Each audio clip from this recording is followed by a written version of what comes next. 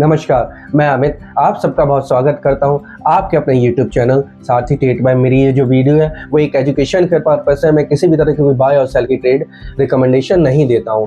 तो मेरा जो आज का वीडियो है, जैसे कि मैंने अपनी लास्ट वीडियो में बताया था, मैं 2 टॉपिक के ऊपर मेरा ये वीडियो चल रहा है। जो मेरी लास्ट वीडियो का सेशन था वो था मेरा IPO लिस्टिंग गेन के ऊपर, और इस वीडियो में मैं अब आपको अपने दूसरे टॉपिक के ऊपर बताऊँगा, वो है हमारा IPO अलॉटमेंट के ऊपर कि हमें IPO का अलॉटमेंट क्यों नहीं मिल पाता है।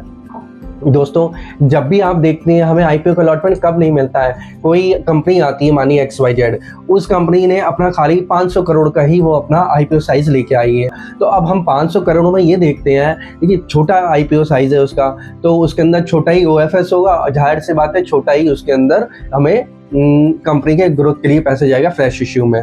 तो मान लो हमें जो IPO का इसके अंदर हमें क्यों नहीं मिल पाता इन छोटे IPO के साइज़ में, क्योंकि 500 करोड़ होता है। अब हम जानने वाले तो इतने सारे लोग हैं, पूरी ऑल ओवर इंडिया से हम लोग IPO अप्लाई करते हैं। तो जब सब लोग IPO अप्लाई कर देते हैं उसके अंदर, तो हम देखते हैं उसके अंदर एक सब्सक्रिप्शन का पार्ट होता है।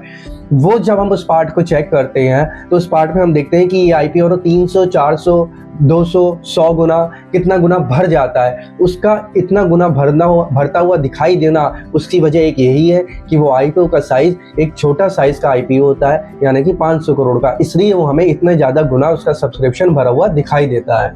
अब जो IPO 5000 करोड़ के होते हैं, 4000 करोड़ के होते हैं, उसमें आप लोग ये देखते हैं सब्सक्रिप्शन में कि वो IPO खाली 25 गुना ही भरे गए, या 30 गुना भरे गए, या 50 गुना भरे गए। वो इसलिए उसमें हमें सब्सक्रिप्शन उसका कम दिखाई देता है, क्योंकि उनका IPO का साइज़ काफ़ी बड़ा होता है, तो काफ़ी लोग अच्छे से पैसा उसमें लगाते हैं, तो इसलिए हमें उसका कम दिखाई देता है सब्सक्रिप्शन।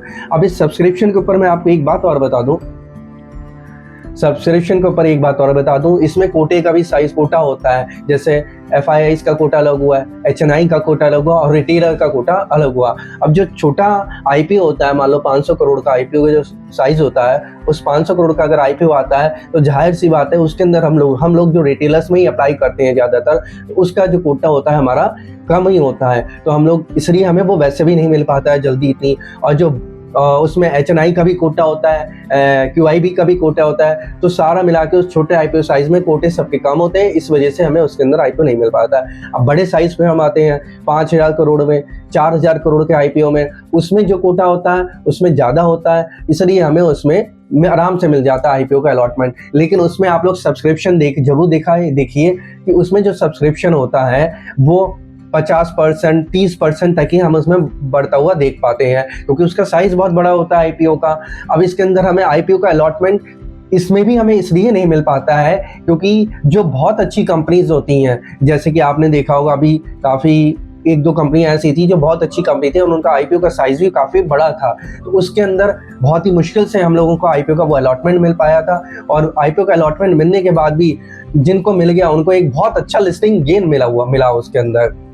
तो देखिए, जिनको लिस्टिंग गेन अच्छा, लेकिन इसको जो अच्छी कंपनी है उसका IPO होता है, और अगर उनका बड़ा साइज होता है तो उसमें हमें बस एक ही ट्रिक लगानी चाहिए, कोई फंडा ज़्यादा कुछ नहीं होता है इसके अंदर, कि हम ज़्यादा से ज़्यादा करें। देखिए, जो भी हमें अलॉटमेंट अगर हम चाहते हैं कि बड़े IPO में, और हमें उसमें बहुत हमारे चांसेस होते हैं कि हमें IPO मिल जाए, हमें उसके अंदर उसकी हमें एक तो कम से कम लॉट मिल जाए। तो लेकिन उसके लिए हमें क्या करना पड़ेगा, बस एक यही करना चाहिए उसके अंदर, जब भी बड़े साइज़ का IPO और किसी अच्छी कंपनी का IPO हो, तो हमें बस एक ही फार्मूला अपनाना चाहिए कि हम ज़्यादा से ज़्यादा लॉट को अप्लाई करें। उसके अंदर हम लोग रिटेल कोटे के अंदर 1 से लेकर 10 लॉट तक अप्लाई कर सकते हैं। हमें इसलिए 1 से लेकर 10 लॉट तक, 1 लॉट, 2 लॉट, 5 लॉट, हमें ज़्यादा से ज़्यादा लॉटों को अप्लाई करना चाहिए, ताकि हमारी 2 या 3 लॉट हमें मिल सके। और दूसरी चीज़, अगर हम लोग ये सोचते हैं भाई कि हम HNI कोटे में अप्लाई करें, देखिए HNI कोटे में अप्लाई करना गलत बात नहीं है, आप कर सकते हैं अप्लाई उसके अंदर, लेकिन बात उसके अंदर वहीं आती है लॉट फिर के, कि अगर आप HNI कोटे के अंदर अप्लाई करेंगे तो आपका लॉट साइज तो एक ही कहलाएगा ना। भले ही आपको उसके अंदर 14 लॉटें मिल रही हैं, लेकिन जब हम अप्लाई करेंगे तो हमारा लॉट साइज 1 कहलाएगा। या तो हमें वो मिलेगा HNI कोटे का हमें लॉट्स, या फिर हमें नहीं मिलेगा। अगर नहीं मिला तो वो हमारा 2 लाख रुपए का पूरा गया। इसलिए मैं यही कहना चाहता हूँ अच्छी कंपनी का आईपीओ और अगर बड़े साइज का आपको दिखाई दे तो आप 1 से लेकर 10 तक अप्लाई जरूर करिएगा लॉटों को। खाली एक एचएनआई में मत जाइएगा। अगर आपको एचएनआई में ही जाना है और आपके पास अच्छे खासे पैसे हैं तो आप एचएनआई में ही फिर 4-5 लॉटें अप्लाई करिए, यानी कि आप 10 लाख रुपए लगाइए एचएनआई के अंदर, जो कि आपकी नेट बैंकिंग के थ्रू हो जाएगा। इसलिए या तो अगर आपके पास कम पैसा है और आप चाहते हैं कि आपको अलॉटमेंट मिल जाए आईपीओ का, तो आप 1 से लेकर 10 लॉटों का ही उसमें जाइएगा रिटेल कोटे में, एचएनआई में फिर मत जाइएगा। तो देखिए, मैंने आपको अपनी इस वीडियो में समझाया है कि हमें आईपीओ का अलॉटमेंट सबसे क्यों नहीं मिल पाता है। तो आईपीओ का अलॉटमेंट अगर आप चाहते हैं किसी भी अच्छी कंपनी का हमें अलॉटमेंट मिल जाए करे और हम लोग एक लिस्टिंग गेन लेके अपना बाहर आ जाएं, तो हमेशा उसके लिए हमें 1 से लेके 10 तक लॉटें अप्लाई करनी चाहिए और लिस्टिंग गेन लेके हमें बाहर आ जाना चाहिए। अगर हम उसको होल्ड करेंगे, वेट करेंगे, तो देखिए जो चीज़ पहले ही आपको 50% का रिटर्न दे के ऊपर हो रहा है, ऊपर आईपीओ कोई भी, तो वो कब तक भागेगा। एक रैली होती है ये भी, इसलिए उसके अंदर बाहर निकल के आना ही सही रहता है और हम अपना पैसा खाली रखेंगे तभी तो हम नेक्स्ट अच्छे आईपीओ में लगा पाएंगे।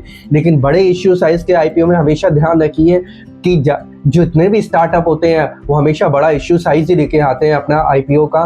तो उनके आईपीओ में अप्लाई करने से पहले आप ये डिसाइड जरूर करिएगा कि उसके बारे में स्टडी करिएगा कि जितने भी स्टार्टअप का आईपीओ आ रहा है, क्योंकि उसका ब्रांड इतना हाईलाइट हो जाता है, हम सबके मुंह जबानी उसके ब्रांड को रट जाता है और हम लोग आंख बंद करके उसमें अप्लाई कर देते हैं बिना उसके बैकग्राउंड की हिस्ट्री जाने बिना। तो इसलिए इस बात का ध्यान रखिए, हमें अच्छी कंपनी की स्टडी करके ही अपना आईपीओ अप्लाई करना चाहिए, फिर चाहे वो बड़ा लॉट साइज का आईपीओ या छोटे लॉट साइज का आईपीओ।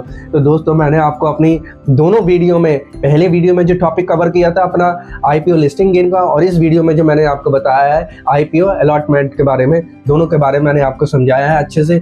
हो सकता है आपको समझ में आया, या अगर कोई भी इसमें आपको कोई प्रॉब्लम लगती हो या नहीं समझ पाए हो तो आप लोग मुझे कमेंट बॉक्स में बता सकते हैं, मैं उस की प्रॉब्लम का, उस क्वेश्चन का जवाब जरूर दूंगा। या आप किसी भी तरह की कोई कैंडल स्टिक को लेके या किसी भी तरह किसी भी स्टॉक को लेके अगर आप चाहते हैं कि कोई वीडियो बने तो मैं आपको अपनी वीडियो उस पर भी बना दूंगा। आप मुझे कमेंट बॉक्स में जरूर मैसेज करके बताइएगा। तो मिलता हूं मैं आपको अपनी किसी और सेशन में किसी और नेक्स्ट वीडियो के साथ। और हाँ, सब्सक्राइब करना मत भूलिएगा, तभी आपके पास मेरा नोटिफिकेशन मिल पाएगा। तब तक के लिए नमस्कार।